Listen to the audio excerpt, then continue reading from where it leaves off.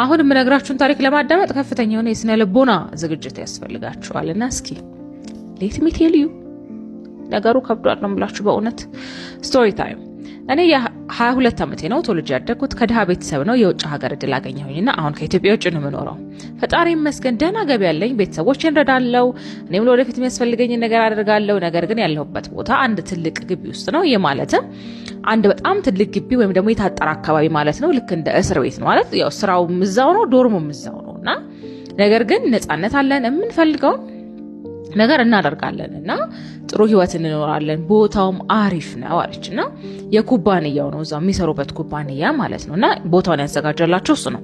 ከኢትዮጵያ ወጥቼ እንደሄድኩኝ የመጀመሪያ ቀን ከፍቅረኛዬ ጋር ተዋወቅኩኝ። እሱ የመጀመሪያ ፍቅረኛዬ ነው። እኔም በሰዓቱ አዲስ ስለሆንኩኝ የሚረዳኝም ሰው ስለሌለ ከሱ ጋር ጊዜ ማሳለፍ ጀመርኩኝ አለችና ቀስ በቀስ ተግባባን። ወደ ሴክሹዋል ኢንተርኮርስ ምናምን ነገር ሄዱ ከወራት በኋላ ማለት ነው።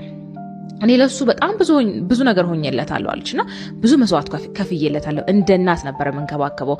ጓደኞቹ ሁሉ ታድለ ይሉታል። ነገር ግን ከዛ በኋላ ጸባዩ ተቀየረ አለችኝና እኔ ያየው ሌላ ሴት ጋር ይሄዳልና አንድ ቀን እዛ ግቢ ውስጥ እያለን ከኢትዮጵያ አዲስ ሴት መጣችና በዛን ቀን እሱና እኔ ተቀጣጥረን ምሳ እየበላን ነበር። ልክ ያቺ ሴት እንደመጣች ሲሰማ መጣው ብሎ እኔን ጥሎ እሷ ሊተዋወቃት ሄደ ማለት ነው። ከዛ በኋላ ተደብቆ ከሷ ጋር ይገናኛል ለካ። ለሷ ደግሞ እኔን ፍቅረኛ ነበረች፣ አሁን ተፋተናል ብሎ ነበር የሚነግራት። እኔ ጋር ሲመጣ ደግሞ እሷ እኮ ምንም አይደለችም፣ እንደው ለምን ትቀኛለሽ ይለኛል። ከዛ በአንድ አጋጣሚ ልጅቷና እኔ በአካል ተገናኝተን አወራን። ከዛ እሷና እኔ እንዳወራን ሲያቅ ወዲያው መጥቶ ይቅርታ አለኝ። እኔ ይቅርታ አደረኩለት። ከዚያ በኋላ በየጊዜው ሌላ ህይወት ጀምሬያለሁ ይልና ታይኝ ምናምን ይለኛል። ከዛ በኋላ እኔ እሺ ብዬ ደግሞ ስተው ተለውጫለሁ ይቅርታ እያለ ይመጣል። እንደዚህ እያደረገ ለ1 ዓመት ከ5 ወር ያክል ቆየን። ከዛ በድንገት የምንሰራበት ቅጥር ግቢ ውስጥ ችግር ተፈጥሮ ከዛ ግቢ ወጣን። አይ ቲንክ ተዘጋ ይመስለኛልና ከልጆቹ ጋር ሰብስበን ሆቴል ተቀምጠን በድንገት አንዲት ሴት መጣች። ለካ ያቺ ልጅ እዛ ግቢ ያለን በኔ ላይ ደርቡ የያዛት ልጅ ነበረችና ስለሷ ሰማ አበድኩኝ። እሷም ስለኔ አታውቅም ነበር። ፍቅረኛ የለኝም ብሎ ነበር የቀረባት እሱና ከሱ ጋር ተጣላንና ደበደበኛለች።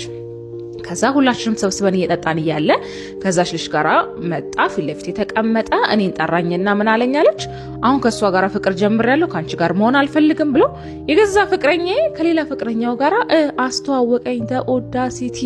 ከዛ እኔ ፊት ለፊት ተሳሳሙ ጀመራለች። ከዛ በአጋጣሚ ሆኖ የያዝነው አንድ አልጋ ቤት ውስጥ ደብል ቤድሩም ነበርና እያየሁት ሴክሹዋል ኢንተርኮርስ ከሷ ጋር ፈጸመ ማለት ነውና በጣም ነው የከፋኝና እኔ ራሴን አላቅም ነበርና በጣም ከሰው ምግብ አልበላ